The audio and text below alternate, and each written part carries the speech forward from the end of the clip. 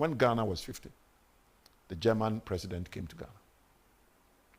And he went to Nkrumah's mausoleum, and it was in a terrible state. He told them that this is the reason why many people will come to Ghana.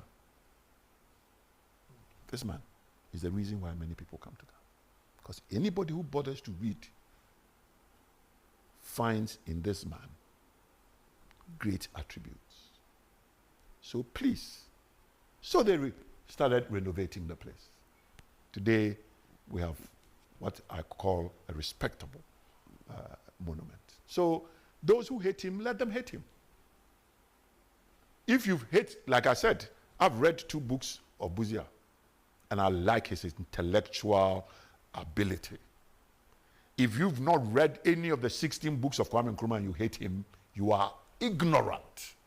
You are a big ignoramus. You understand? And anybody who's been to school and doesn't read is worse than an illiterate. That is why I say, even in politics, you play in your enemy camp. And you have not even read one of Kwame Nkrumah's book. Dark Days in Ghana. Africa Must Unite. Africa Must Unite, is it political? No. Is it? Africa Must Unite. Read it and see the person's intellectual trend. Read Conscientism.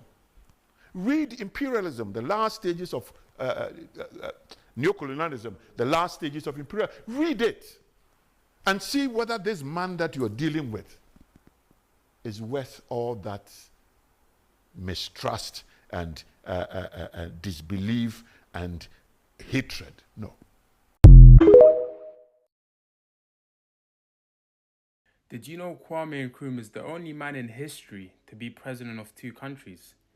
Let me tell you the story of how that happened. So in 1958, Guinea was the only French colony to vote for full independence. And its new leader secretary said something powerful. And he made it clear, we have one prime and essential need, our dignity.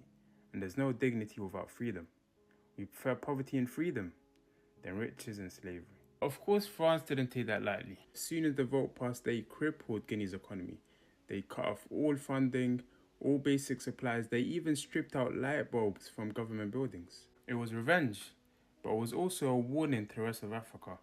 This is what happens when you choose independence. So Kwame Nkrumah stepped in, and he sent £10 million to support Guinea. Some disagreed with that move, but for Nkrumah, he couldn't just stand there and watch his fellow African nations suffer. And Ghana being the first black African country to gain independence, he felt a responsibility to support. And he also saw a bigger vision, a bigger picture for the continent.